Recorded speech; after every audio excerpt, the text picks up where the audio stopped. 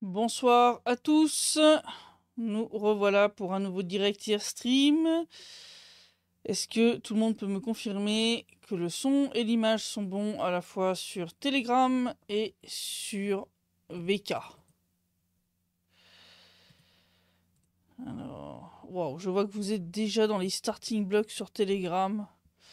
Bonsoir Béatrice, bonsoir Hervé, bonsoir Gérard. Bonsoir Alexandre, bonsoir Sébastien, bonsoir Divda. Oh, il y a quelqu'un qui comprend toujours pas. Voilà. J'ai beau mettre un petit message dans le chat pour demander de laisser disponible pour les questions, il y en a qui ne lisent pas. Bonsoir Stephen, bonsoir S400, qui me dit que tout est bon ici. Je vois qu'André là... André, peux-tu me confirmer que tout va bien sur VK? Mais je pense que oui, si tout est ok sur Telegram. Normalement, il n'y a pas de raison que ce soit pas le cas ailleurs.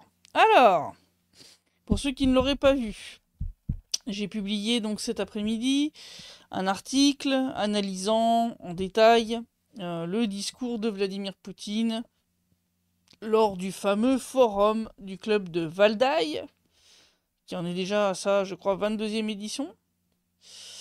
Club de discussion très important, qui a acquis une place majeure, surtout en matière de discussion et d'analyse de la situation géopolitique, principalement bien sûr concernant tout ce qui est eh bien, changement de la structure de gouvernance mondiale, multipolarité, les BRICS, etc. Bon, c'est un peu logique, hein, c'est mené par la Russie. Bonsoir Christina.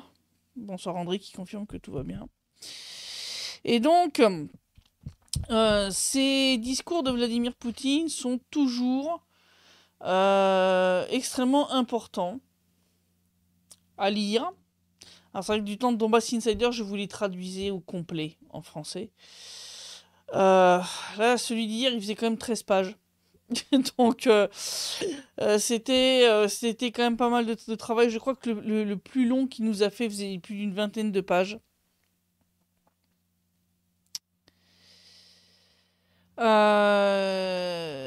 Et cette année, le discours a été particulièrement intéressant. Bon, sans surprise, on reparle de la multipolarité du monde, mais cette fois, c'est fait d'une façon qui n'a encore jamais été faite. Le président russe a acté le fait qu'on est en fait déjà entré dedans. Le monde multipolaire est déjà en fait en partie installé. Il est encore en cours d'installation. C'est pas encore totalement terminé. Mais ce n'est plus seulement une sorte de futur potentiel ou certain. C'est déjà le présent.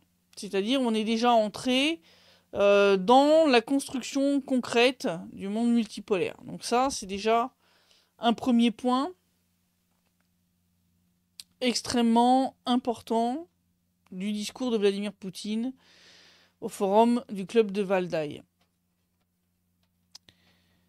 Mais le deuxième point qui, moi, m'a le plus marqué, c'est à quel point il a souligné à plusieurs reprises dans son discours. Bon, vous imaginez bien, 13 pages à 4, ça a duré un petit moment. Hein. Mais plusieurs fois, il a souligné à quel point cette multipolarité du monde n'est pas seulement une réaction, une réponse des pays, entre autres, du Sud global et des pays comme la Russie et la Chine à l'hégémonie ou la tentative d'hégémonie occidentale,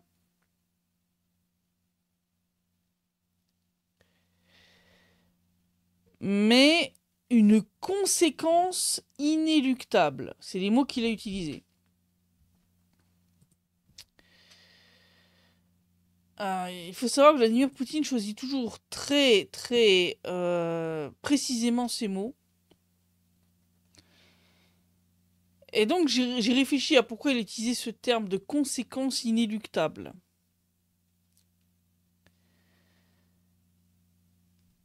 Parce que si c'était juste une réaction, une réponse des autres pays à l'hégémonie, à la tentative d'installation et de maintien d'une hégémonie occidentale, quelque part on pourrait se dire c'est évitable.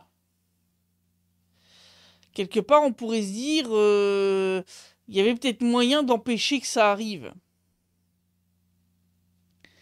Mais en fait, ce que dit Vladimir Poutine, et là-dessus, je pense qu'il a totalement raison,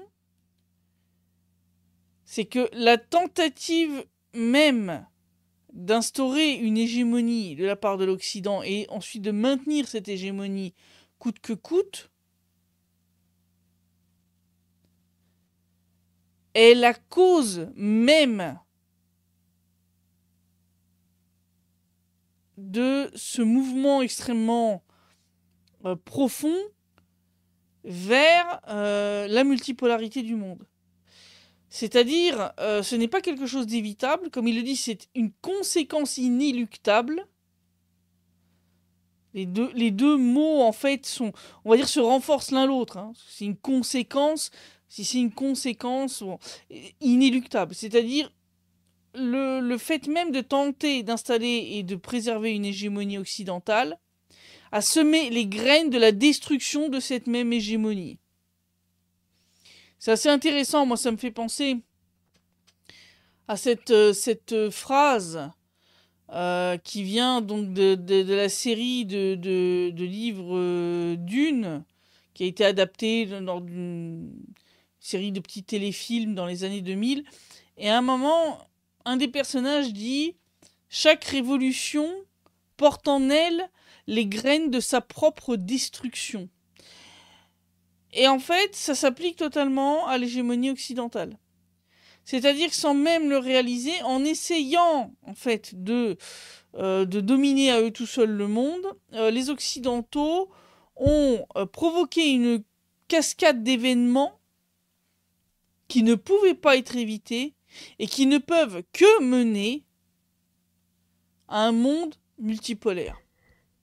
C'est là l'ironie, c'est-à-dire que en cherchant à instaurer un seul pôle qui domine le reste du monde,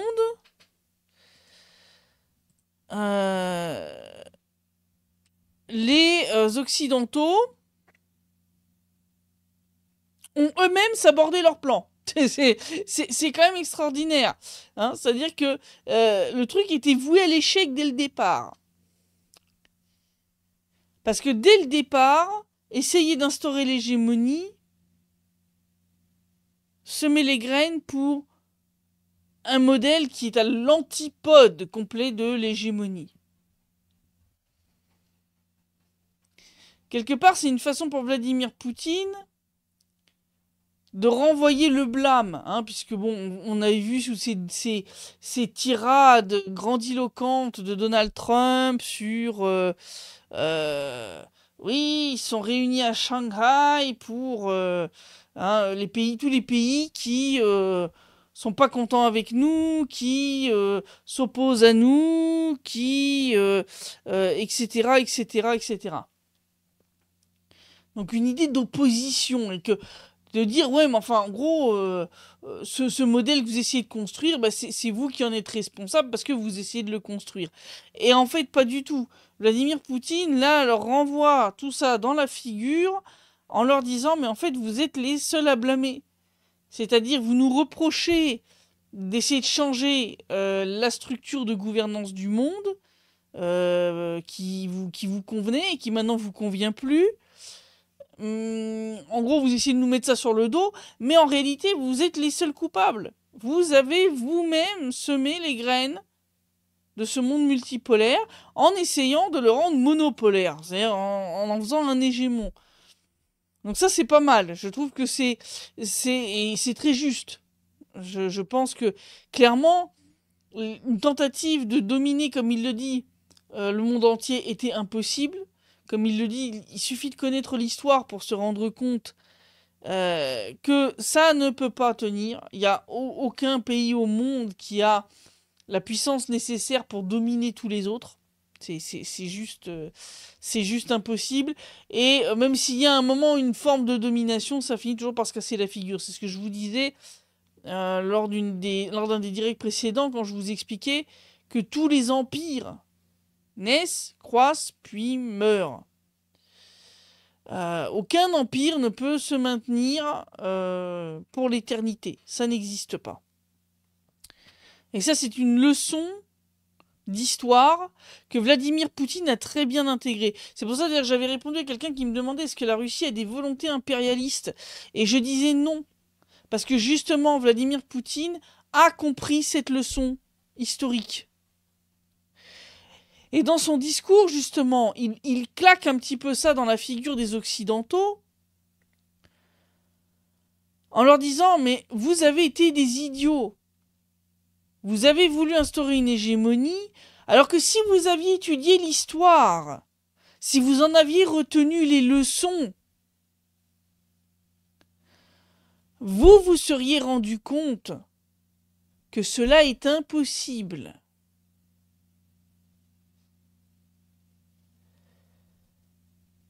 Et ça c'est la deuxième claque dans la figure des Occidentaux.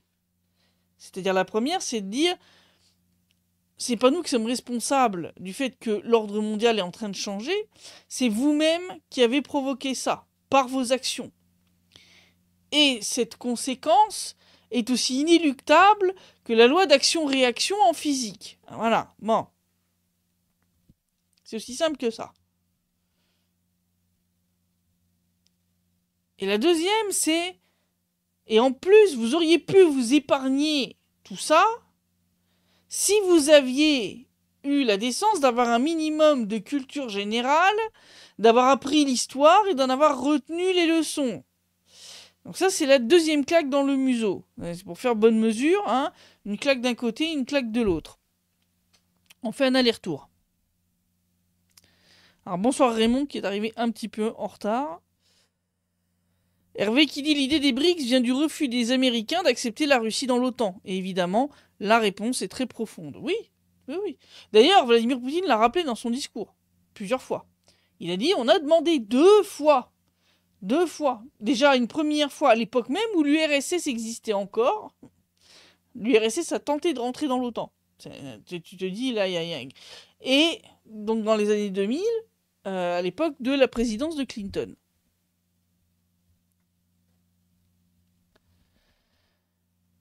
Et donc, clairement, ce refus d'intégrer la Russie, et donc qui est lié en fait au refus de prendre en compte les intérêts de la Russie en réalité, eh bien aboutit tout simplement à ce que une majorité maintenant des pays du monde dit ben maintenant ça suffit, on va chacun défendre nos intérêts, et il y en a marre de se laisser dicter notre conduite par un pays qui pense qu'il sait mieux que tout le monde. En gros, c'est à peu près ça. Ça, c'est les 2 grands premiers points. L'autre point qui, moi, m'a marqué, c'est que dans ce discours,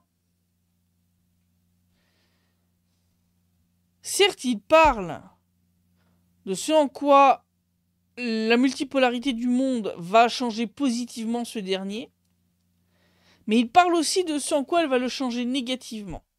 Et ça, je pense, c'est une première. Je pense que je n'ai pas souvenir d'un autre discours de Vladimir Poutine où il pointait de manière aussi précise et approfondie les défauts qui forcément se manifestent avec une multipolarité. Parce que comme il dit, c'est pas la panacée. Il le dit très clairement, il dit on n'arrivera pas à un monde de bisounours où tout le monde est d'accord et où il n'y a pas de conflit. Il dit ça n'arrivera pas. Il dit très clairement, l'histoire est remplie d'exemples qui montrent bien que les intérêts des États coïncident rarement parfaitement et que donc il y a forcément des frictions à certains moments. La question, comme il dit, c'est comment on va gérer ces conflits? Comment on va les résoudre? Et là-dessus, il explique que le monde multipolaire, en ça, va être quand même plus compliqué à gérer. Parce qu'il va falloir revenir aux fondamentaux de la diplomatie, à l'art, le haut art de la diplomatie, que la Russie maîtrise toujours, mais qu'un certain nombre de pays, entre autres occidentaux, ont complètement jeté à la poubelle. Hein. On pensera entre autres à la France, hein, oui, qui a complètement liquidé le corps diplomatique, et qui n'est plus capable de mener une vraie diplomatie, c'est-à-dire la capacité à écouter ton interlocuteur, à comprendre ce qu'il veut, quels sont ses intérêts, et à trouver des façons particulièrement créatives pour arriver à trouver un compromis qui satisfasse les deux parties. Parce que ce qu'il explique, c'est qu'un monde multipolaire, ça veut dire que on revient aux fondamentaux, mais ça implique effectivement d'arriver à mettre d'accord des pays qui ont des histoires très différentes, des religions différentes, des lois, des traditions, qui ont des civilisations complètement parfois différentes, et arriver à les mettre d'accord, ça va pas forcément être très simple. Là, il dit, il n'y aura pas de solution toute faite. Il va falloir à chaque fois réfléchir sincèrement, se creuser la tête, vraiment, et aller dans des trucs créatifs et des choses qui n'ont jamais été faites pour arriver à trouver des solutions. Et il dit ça, c'est un des points négatifs. C'est-à-dire qu'on va arriver sur un monde qui, du fait de la remise à égalité des pays, on va arriver sur quelque chose qui, sur certains points, sera beaucoup moins prévisible. Beaucoup plus difficile à anticiper. Et pour lequel, les solutions toutes faites, hein, les solutions enfin, toutes prêtes avec la boîte, ça va plus marcher. Il va falloir faire ce qu'on appelle de la pensée hors de la boîte. Et là, il va falloir être créatif. Comme il dit, il va falloir être créatif.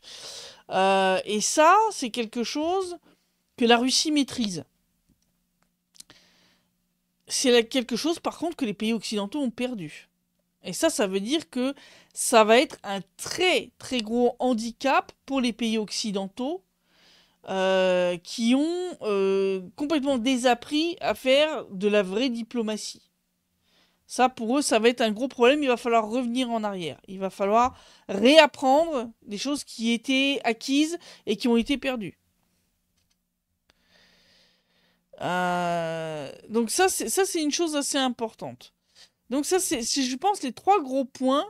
Bon, il a bien sûr insisté, il a fait tout un passage sur le fait que la Russie est un pilier essentiel de cette reconstruction du monde en cours et de ce monde multipolaire qu'elle l'a montré en résistant magnifiquement à plus de 30 000 sanctions. C'est le pays le plus sanctionné au monde de l'histoire. Et malgré ça, elle tient. Et dans le même temps, ce qui est arrivé à la Russie avec toutes ces sanctions a prouvé une chose. C'est que le monde est tellement interconnecté, tous les pays sont tellement interdépendants les uns des autres, qu'il est impossible, même avec plus de 30 000 sanctions, de déconnecter complètement un pays des autres. C'est impossible. Et il explique que c'est pour cela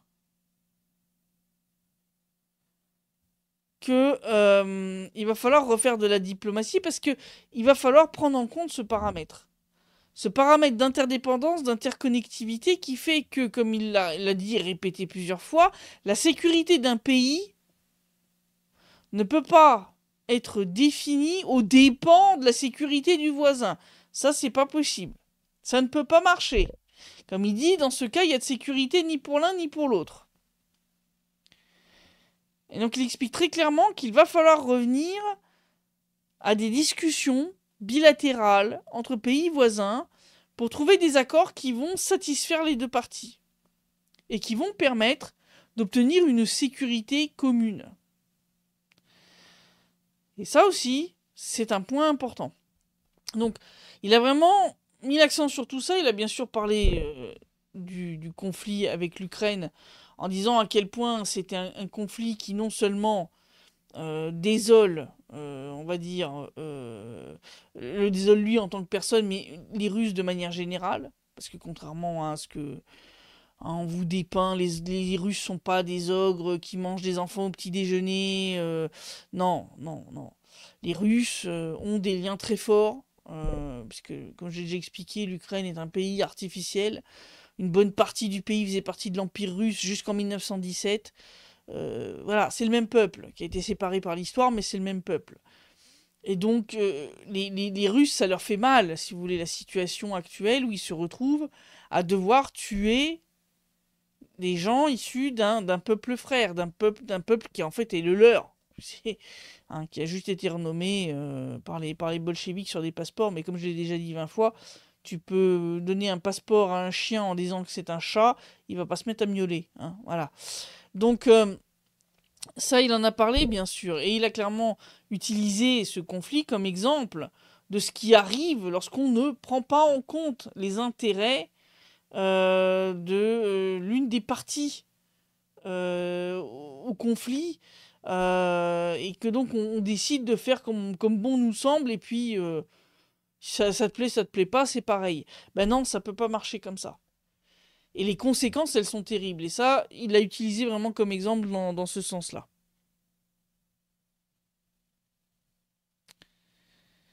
Alors, bonsoir Rouen.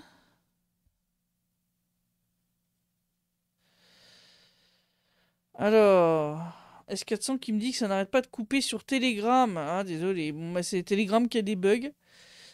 Euh...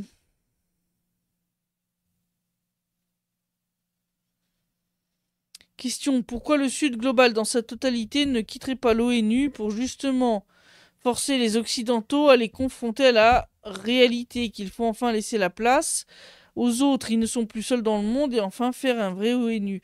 Alors ça, il a adressé la question des organisations internationales.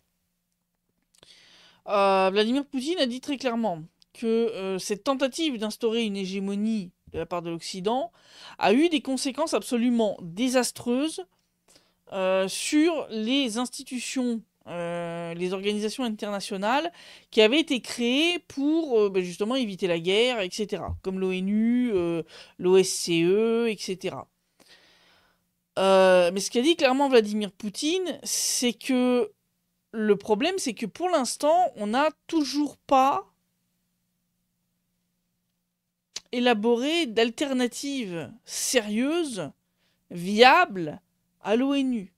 Et que donc, en l'état, elle est, on va dire, la moins pire des solutions pour l'instant. Qu'il faut clairement la réformer. Ça, il est totalement d'accord, il le dit clairement, il faut revoir le mode de fonctionnement de ces institutions pour qu'elles s'alignent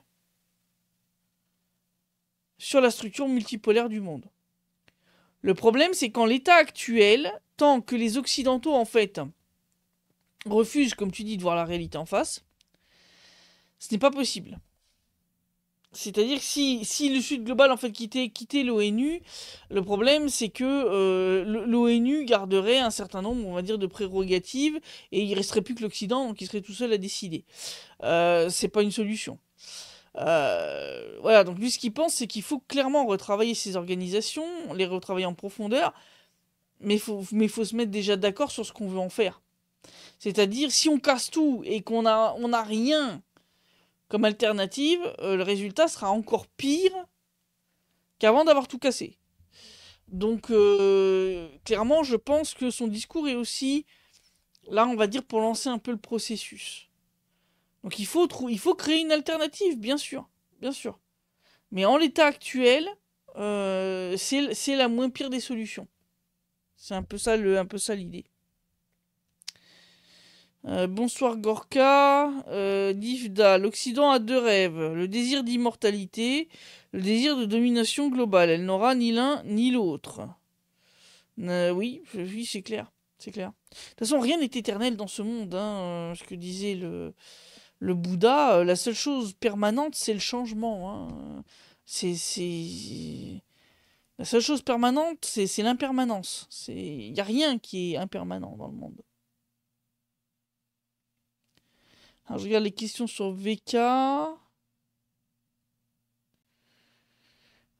bonsoir Christiane, bonsoir Véro. Alors... Christina qui dit le président Poutine n'a pas d'égal, ni Trump, encore moins les Occidentaux. Trop stupide pour comprendre.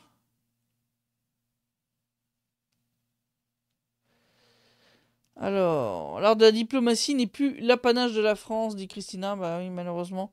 À une époque, on avait une diplomatie qui était une vraie diplomatie. Maintenant on a des guignols. On a des amateurs, voilà.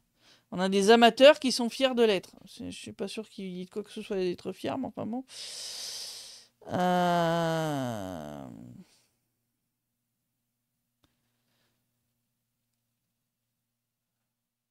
Alors... Ouais, il y en a qui disent que ça coupe aussi un petit peu sur VK, des micro-coupures. Bon, pourtant le débit sur OBS Studio est bon. Donc je sais pas où ça pose problème. Dom qui dit heureusement que l'OTAN n'a pas accepté la Russie. Avec le recul, qu'est-ce qu'elle y ferait? C'est tout bénef pour son indépendance et pour la multipolarité. Oui, c'est clair, vu la structure extrêmement hiérarchisée de l'OTAN et le fait qu'en réalité, tu as un pays qui décide pour tous les autres. Les États-Unis. Bon, c'est clair que c'est pas une perte hein, pour la Russie.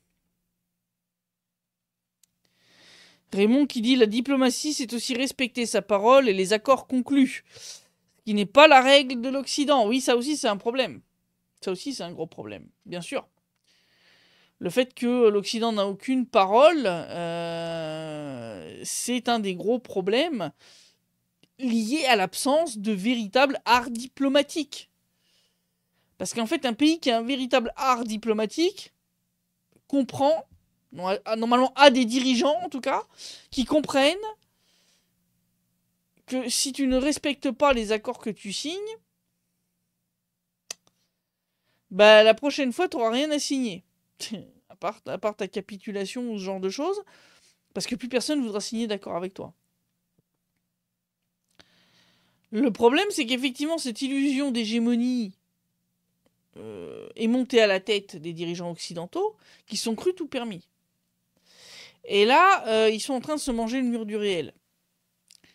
Le problème, c'est qu'ils sont encore dans la phase du déni. Hein. Vous savez, c'est le problème des 7 phases du deuil. Ils sont encore dans la phase du déni. Hein. Là, ils commencent à entrer dans la phase de la colère. Hein. Donc, ils commencent à péter des crises d'hystérie, à avoir des drones fantômes partout et autres bêtises du même tonneau. Mais oui, ils n'en sont pas encore à la phase d'acceptation. Hein. Il y a encore du travail de ce côté-là.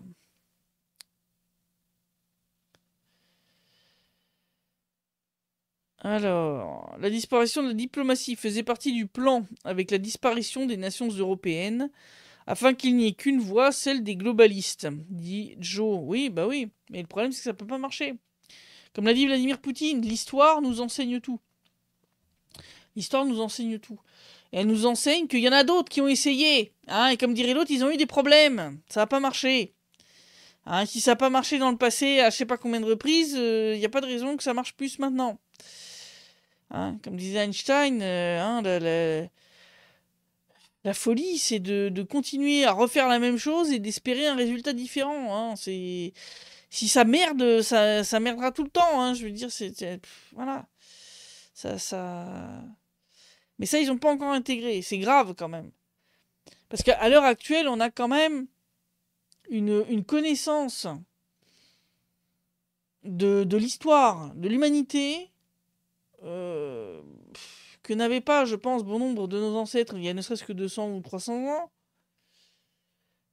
qui nous permet quand même, je pense, hein, d'avoir en main potentiellement les outils nécessaires pour comprendre les erreurs qui ont été faites dans le passé.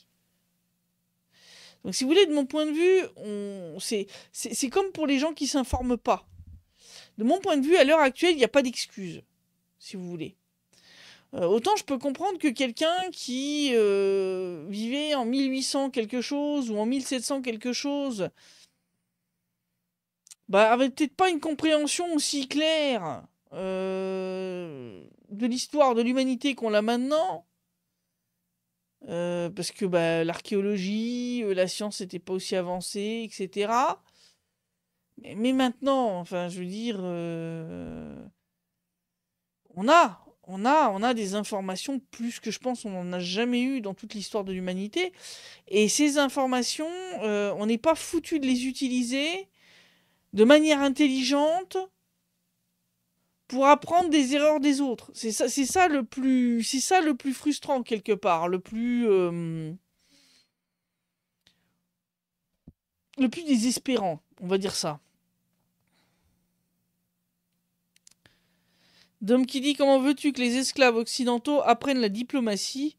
Il faudrait d'abord que ces soi-disant élites commencent par devenir adultes. Ah bah oui, comme dit Hervé, on est dans une cour d'école.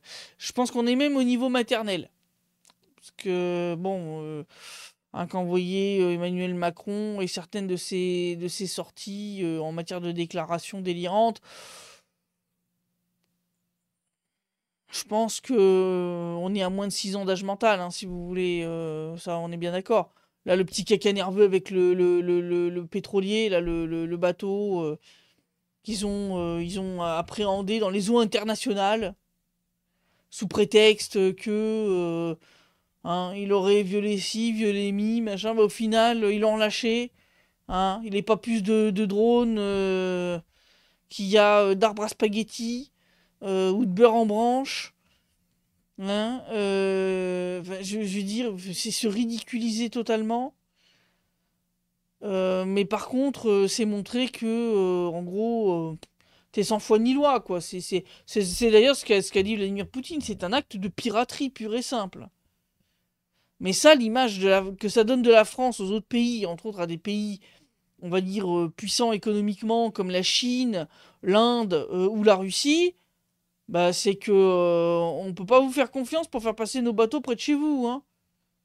Si vous voulez, je pense qu'il n'y a pas de meilleure pub pour la route maritime du Nord ou d'autres routes, on va dire, logistiques alternatives, que ce genre d'action de la part de la France. Je veux dire, là, on est revenu à l'époque des corsaires, quoi. Non, faut arrêter les conneries, là, quand même. Enfin, je veux dire, déjà, l'image de la France, quand on a fait les accords de Minsk avant que Hollande admette dans la foulée de Merkel que c'était juste pour acheter du temps à l'Ukraine pour qu'elle réarme son armée. Je veux dire, les Mistral qui n'ont pas été livrés. Mais arrêtez, là. Arrêtez de creuser. C'est bon. Vous avez déjà creusé la tombe de la France, il n'y a pas besoin de creuser jusqu'au centre de la Terre, hein. On peut s'arrêter là, hein. Alors, Hervé qui dit l'Iran souffre quand même beaucoup à force de ces putains de sanctions. Oui, la Syrie en a beaucoup souffert aussi. Mais malgré ça, ils arrivent quand même pas à totalement isoler l'Iran, tout comme ils ont jamais réussi à totalement isoler la Corée du Nord. Ça complique les choses, on est d'accord. Mais tu peux pas isoler totalement. On est dans un monde aujourd'hui qui est tellement interconnecté. C'est juste pas possible. On n'est plus à l'époque où les shoguns et l'empereur japonais pouvaient décréter que le pays s'isolait totalement du reste du monde. C'est fini cette époque-là. On n'est plus là.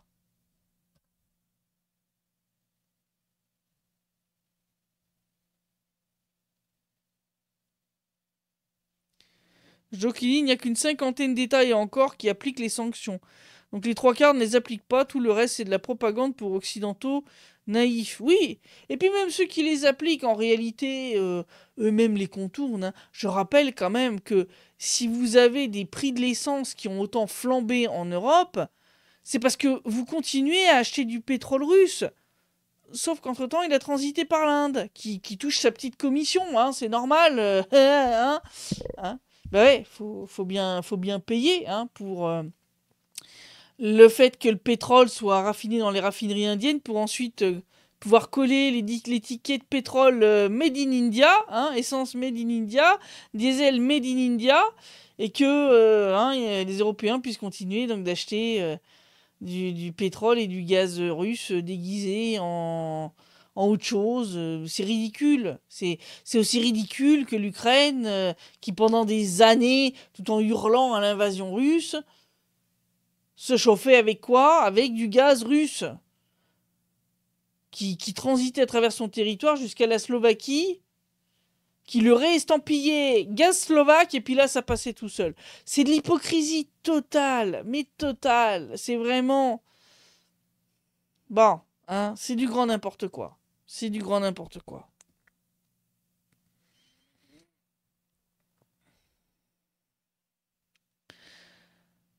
Alors, Dom qui dit ce qui est bien, c'est que les Chinois, eux aussi, maîtrisent la diplomatie comme personne, vont pouvoir avancer en tandem avec la Russie et pousser le monde entier dans cette direction. Ah oui, ça c'est clair. Les Chinois, ils sont bons à ce petit jeu-là. Les Russes, les Chinois, c'est un art qu'ils maîtrisent depuis très longtemps.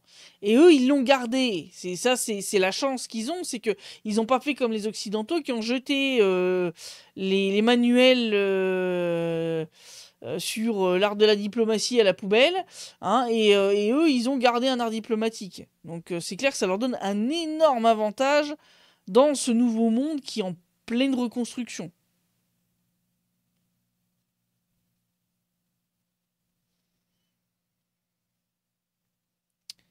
Alors...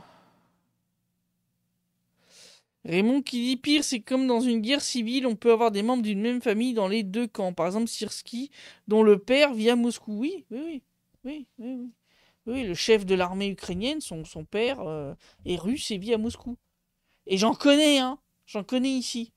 Des gens qui combattent de notre côté, qui ont qui un frère, qui un oncle, qui un cousin dans l'armée ukrainienne. C'est une réalité. Et c'est ce qui montre bien que c'est au final une guerre civile. C'est. C'est assez. Vous savez, enfin, vraiment. Récemment, là, j'avais été pour faire filmer un reportage et on avait comme ça une situation avec. Enfin, c'était pendant le festival Étoile au-dessus du Donbass, donc c'est un truc que j'ai filmé, mais je vous ai pas détaillé. Mais donc ils ont diffusé certains films documentaires, et entre autres un film documentaire qui a été fait par l'agence DAN, donc l'agence d'information de Donetsk. Et un des films parlait de l'engagement d'un chef de club de bikers de Saint-Pétersbourg qui s'est engagé pour servir dans l'armée au sein de l'opération militaire spéciale. Et il te raconte l'histoire de sa famille, et je pense que c'est extrêmement révélateur de tout ça. Son grand-père était né à Kharkov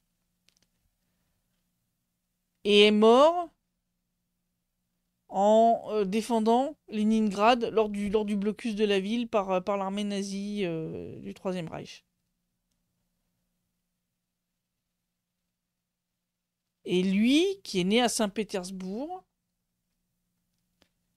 se bat aujourd'hui sur le front en Ukraine. Et là, tu as toute l'ironie de la chose. Son grand-père était né à Kharkov et est mort en défendant Leningrad. Son petit-fils qui est né à ce qui était à l'époque Leningrad, maintenant Saint-Pétersbourg, se bat aujourd'hui non loin de là où était né son grand-père. C'est ce qui montre bien que quand Vladimir Poutine dit que pour les Russes qui se passe l'opération militaire spéciale, pourquoi on ne fait pas la guerre à l'Ukraine? Parce qu'on ne peut pas faire la guerre à son propre peuple, on ne peut pas faire la guerre à un peuple qui est un peuple frère, c'est pas possible. C'est pas possible.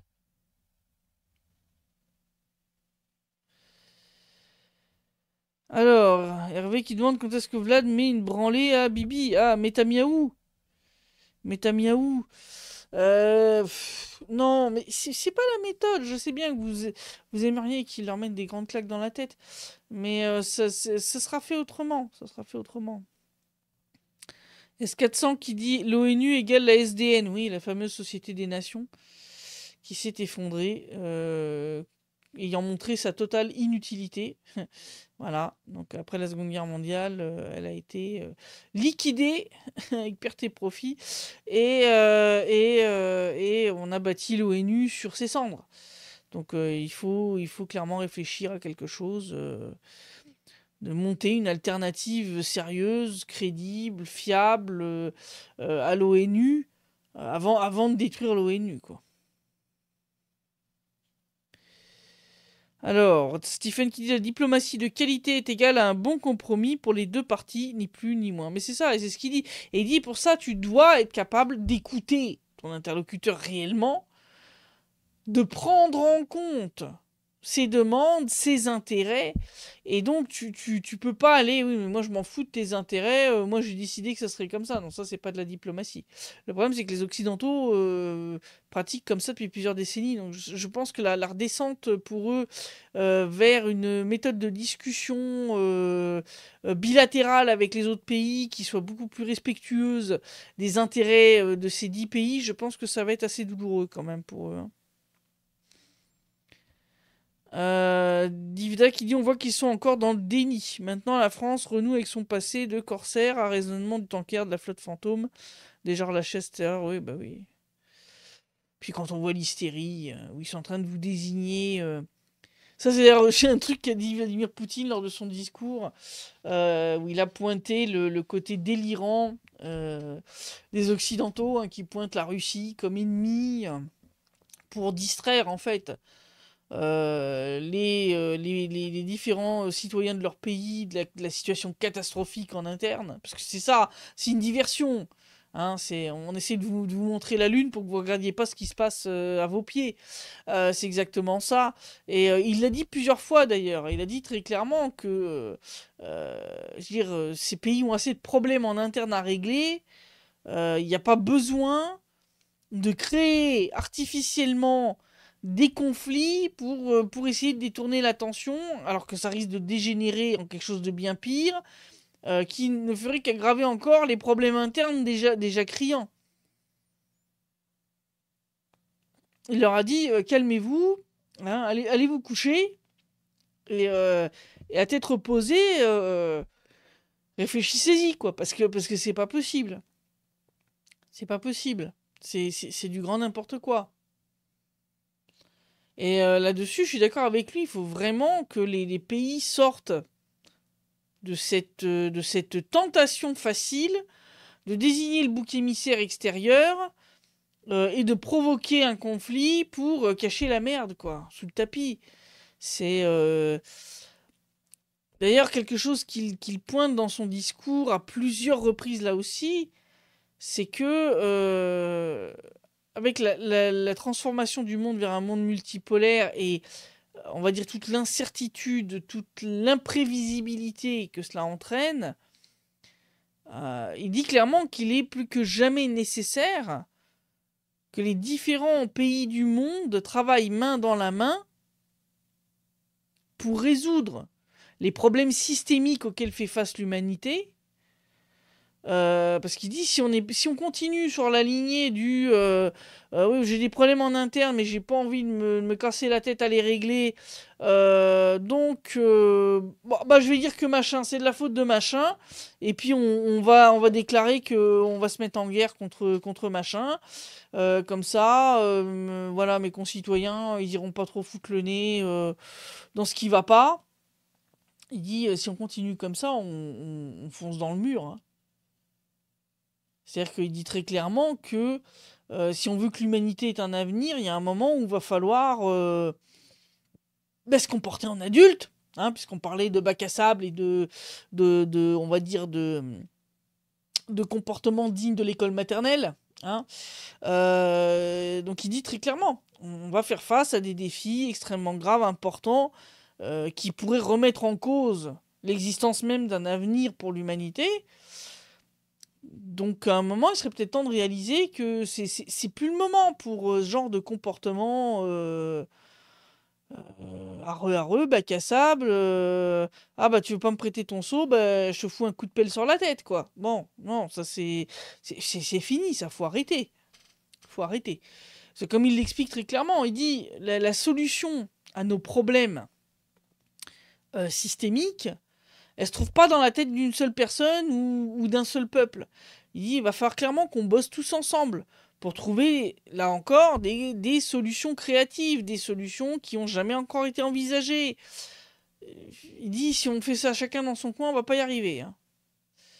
Donc c'est pour ça que avant je vous traduisais complètement les discours de Vladimir Poutine parce que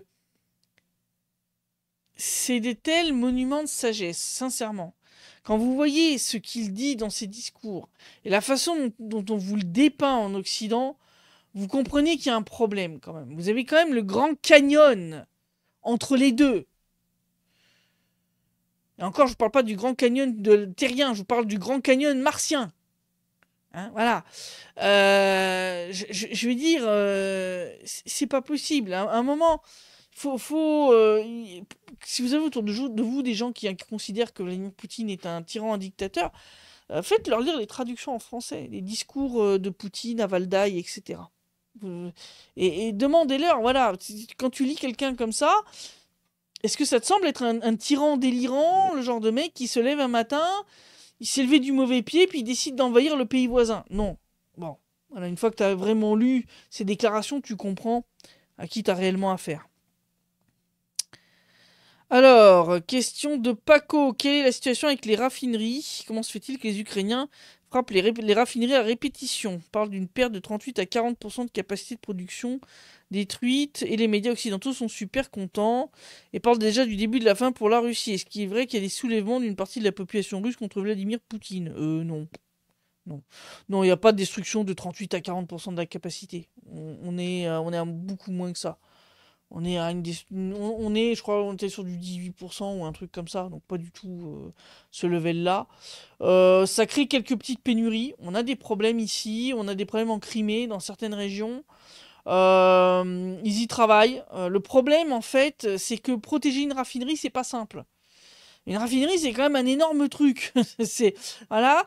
Et le problème, c'est que on a une bureaucratie qui est quand même terrible en Russie.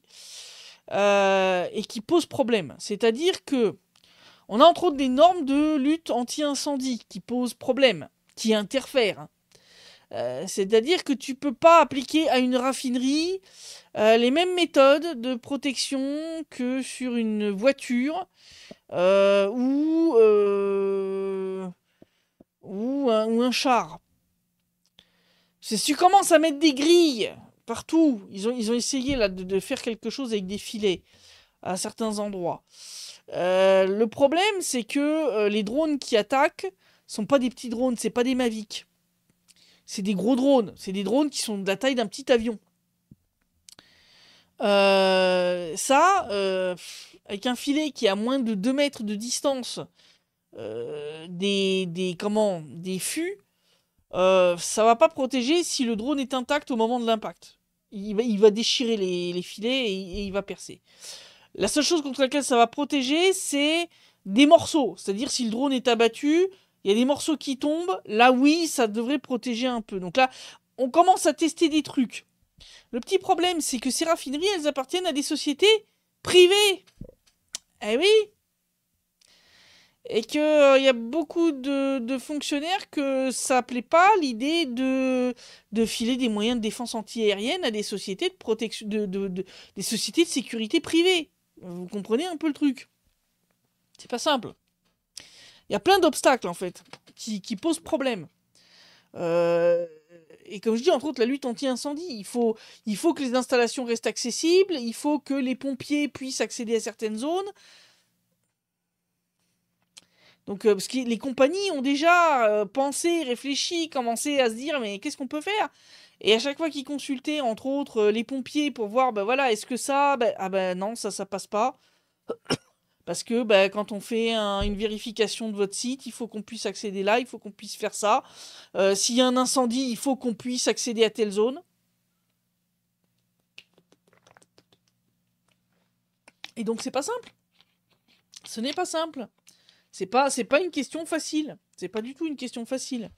Donc oui, il y a une perte de capacité, mais dans le même temps, la Russie a bloqué les exportations jusqu'à la fin du mois d'octobre, si je dis pas de bêtises, pour rediriger en fait une partie du pétrole. Donc en dehors de certains contrats, entre autres comme ceux avec l'Inde et tout, les autres, c'est annulé et donc tout est remis vers le marché intérieur pour calmer le problème.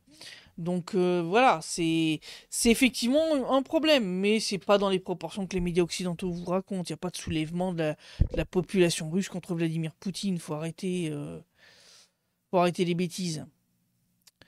Dom qui dit ne pas s'informer à l'heure actuelle est une forme de complicité envers les esclavagistes. Je suis totalement d'accord. Il n'y a pas d'excuse à l'heure actuelle pour ne pas être informé. Alors.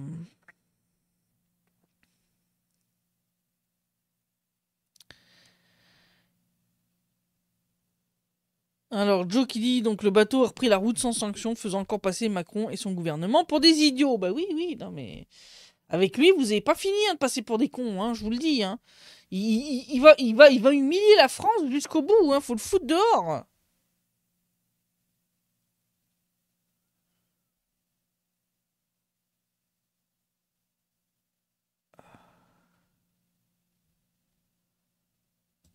Oh, il y a des gens qui comprennent toujours pas pour le chat, merci. Alors.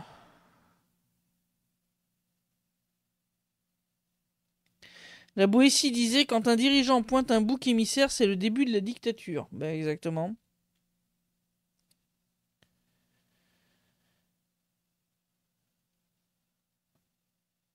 Alors M1963 qui dit c'est le pétrole raffiné russe qui est interdit d'exportation jusqu'à la fin de l'année. Voilà, tu vois, j'avais dans ma tête fin du mois, tu vois, donc fin d'année. Donc oui, c'est le pétrole raffiné. Donc c'est pour ça que ce qu'ils envoient vers l'Inde qui part raffiné, c'est du pétrole brut. Bah ça passe. Donc mais ça devrait permettre d'endiguer le problème, voilà. Le problème c'est que bah oui, tu peux pas filer des moyens de DCA à des compagnies de sécurité privées chargées de protéger des raffineries. Et comme je l'ai déjà expliqué, au vu de la taille du territoire russe, on a un déficit démographique. Je vous l'ai expliqué. On peut pas foutre un peloton de soldats pour protéger chaque raffinerie. Parce que sinon, bah, on protège pas les aérodromes militaires. Ou alors on protège pas autre chose. Vous voyez le problème? Le problème, il est là. C'est ce que je vous avais expliqué quand il y avait eu l'attaque contre les aérodromes, la fameuse opération toile d'araignée. Le problème, c'est qu'au vu de la taille du territoire russe, et donc du nombre d'aérodromes, d'usines militaires, de raffineries, etc., c'est pas possible. Je veux dire, là, il faudrait qu'on embauche la totalité de la population chinoise, plus celle de la Corée du Nord. Bon, je suis pas sûr que Xi Jinping serait très content. Donc on va finir par trouver des solutions. C'est comme le coup des bunkers en béton pour les avions. Il a fallu attendre que bon, ça en arrive à un point tel, mais à un moment, voilà, là, voilà, on les construit maintenant, et on y va, et on y va, on y va, on construit. Vous savez, il y a un dicton en Russie, alors, il est très difficile à traduire en français, mais qui dit en gros que le russe met longtemps à se préparer, mais une fois qu'il est en selle, il galope vite. Voilà, c'est à peu près ça, si je devais traduire en français. Voilà.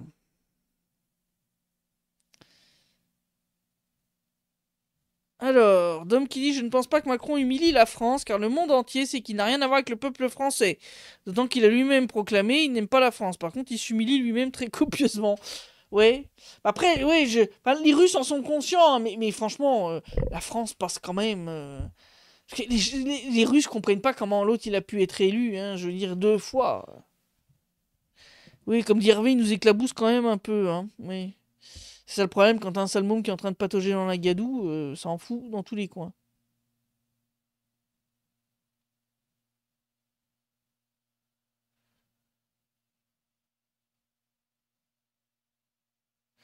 Alors je vois sur VK qu'on parle du fait que les gens sont complètement hypnotisés avec ces histoires de drones et qui sont tous dans la psychose. Ouais, j'ai vu la vidéo là avec la Danoise qui a acheté sa couverture de survie, sa petite radio à manivelle et je sais plus quelle connerie là et son truc pour avoir 3 litres de flotte. Non mais si t'as la guerre, si ton pays entre en guerre avec la Russie, tu vas pas aller loin avec ça chérie, hein. Je te le dis tout de suite.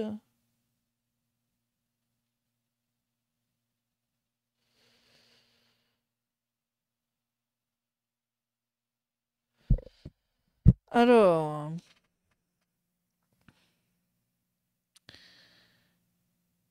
la solution serait carrément de détruire totalement la capacité militaire de l'Ukraine. Oui, mais c'est le but de l'opération militaire spéciale. C'est le but de l'opération militaire spéciale. Mais c'est pas simple. C'est pas simple. Ils installent par exemple des ateliers de fabrication de drones au beau milieu des habitations ou des zones civiles. Je veux dire, on a vu depuis le début de l'opération militaire spéciale et même depuis le début de la guerre dans le Donbass. Hein, je me souviens encore de cette fameuse histoire de chars d'assaut ukrainiens qui tiraient sur Donetsk depuis Avdiivka. Les chars étaient positionnés au pied des immeubles d'habitation. Et t'avais des inspecteurs de l'OSCE qui avaient vu ça. Et c'est bizarre, ils l'ont pas mentionné dans leur rapport jusqu'à ce que la vidéo filmée par un des habitants qui avait filmé toute la scène ne fuite sur internet. Et là, ah oui, oui, oui, oui, on les avait vus, oui. Ah, pourquoi on n'en a pas parlé avant? Ah, on avait dû oublier. Ouais, on avait dû oublier.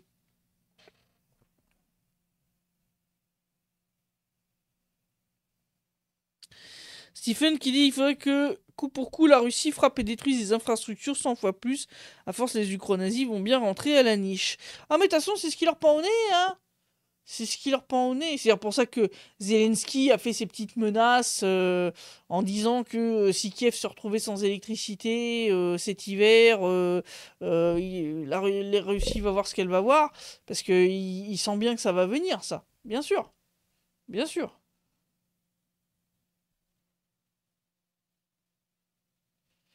Paco qui dit on apprend maintenant que les Iskander sont maintenant capables de faire des manœuvres en phase de vol terminal. Les Russes ne cessent de se réinventer. Ah oui, oui, oui, oui.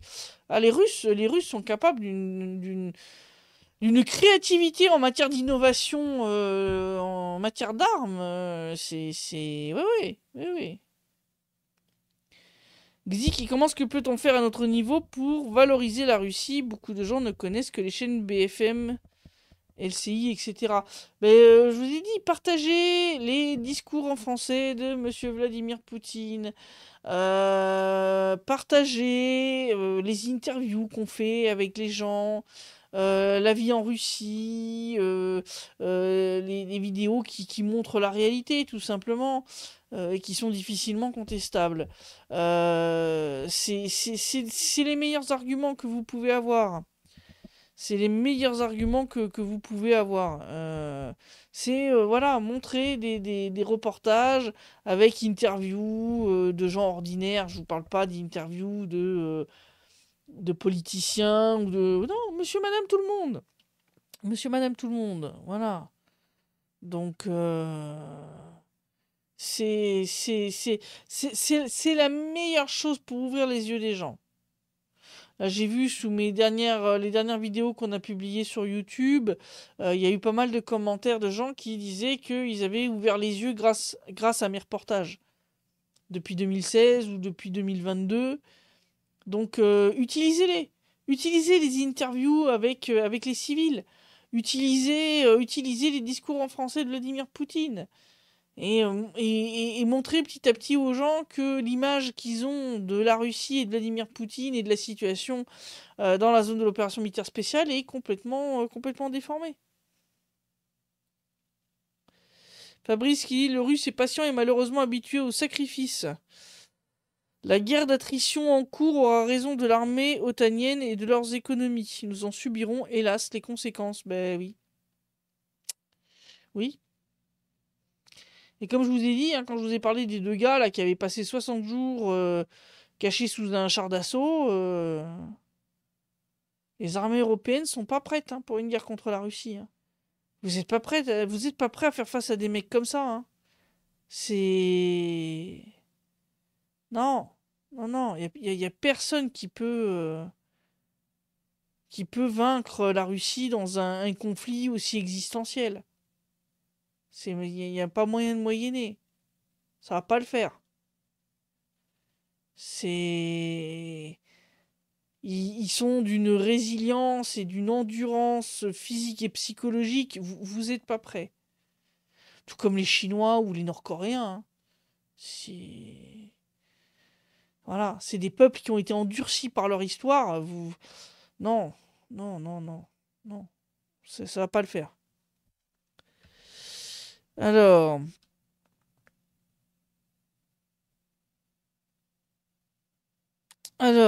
bonsoir Christelle, as-tu vu l'info sur Bild que 3 Allemands se sont fait arrêter à piloter des drones à côté d'un aéroport en Norvège? Bah pourquoi je suis pas étonné?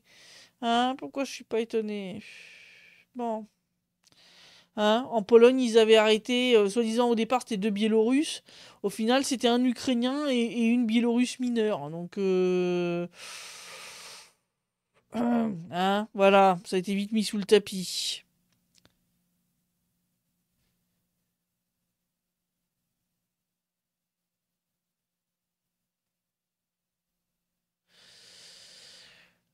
Pourquoi devrait-on être prêt à faire la guerre contre la Russie? On n'a aucune raison de faire la guerre à qui que ce soit. Je suis d'accord, Dom. Je suis totalement. Mais malheureusement, vos dirigeants ont pas l'air d'avoir les mêmes plans. Malheureusement. Donc, à un moment, il va falloir faire ce qu'il faut si vous voulez pas la faire, cette guerre. Parce qu'ils veulent vous entraîner dedans. Hein. Ouais, ils sont bien chauds patates. Hein. Macron, Starmer, Merz. Ils se montent tous le bourrichon les uns les autres. Ça va pas bien se terminer. Ça va pas bien se terminer. Alors.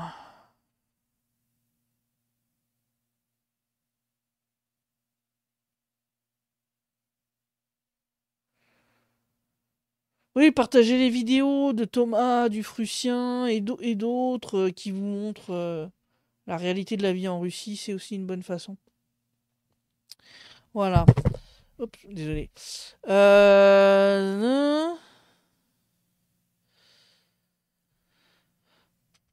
Donc voilà la situation. Je vais m'arrêter là parce que demain je dois me lever très tôt. Donc je publierai demain la vidéo, ce sera demain soir, pas avant.